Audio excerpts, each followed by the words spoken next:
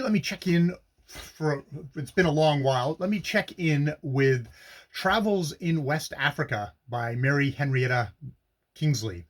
I am in chapter 12, Ftsh, 56% of the way through this tome, which, there is a lot of language here, which does not, surprisingly, it was written in 1890, I think it's published in like 1896.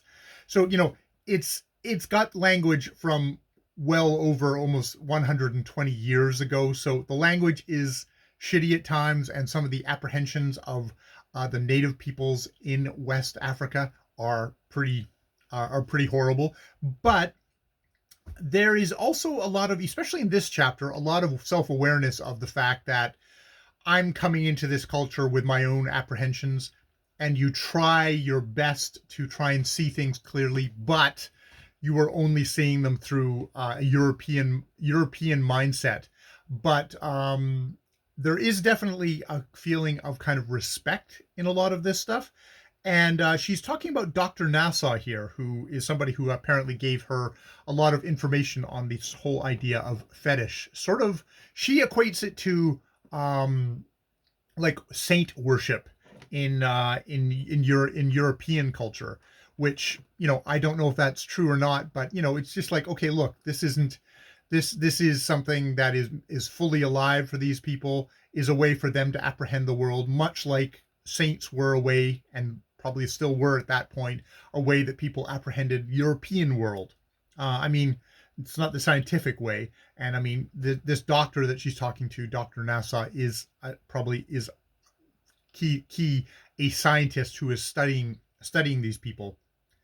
But there's a good quote here at the very end of the section I've been reading, which is, "I shall always feel grateful to him," Dr. Nassau, "for his great toleration of me. But I am sure this arose from his feeling that I saw that there was an underlying idea in the minds of the people he loved well enough to lay down his life for, in the hope of benefiting and ennobling them," which is sort of, that's the benefiting and ennobling part, is the white man's burden part. So there still is very much that.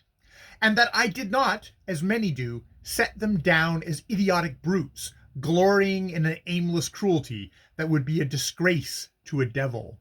So that is, not setting them down as idiotic brutes, glorying in an aimless cruelty that would be a disgrace to a devil. It's like, no, these are people who just simply have a different way of apprehending the world and have a different value set than the Europeans who've come in and so often times have set them down as idiotic brutes.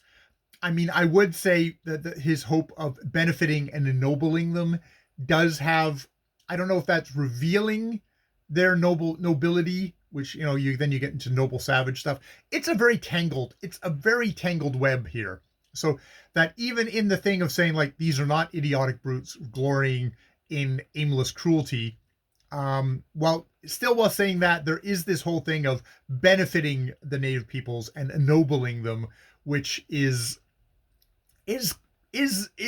definitely still within very much a European colonialist mindset position of coming in and helping these people, where that's, people really felt this, but that the overall enterprise was not so much to help these people as it was to help the European cultures for the wealth. And this had been going on for a long time by this point. 1897, we're going to be getting into the tail end of this kind of exploitation. Obviously, exploitation continues. So yeah, that is, from chapter 12, Fetish, 56% of the way in, 7 minutes left in the chapter. Woohoo! Then I can get on to whatever the next chapter is. Oh boy.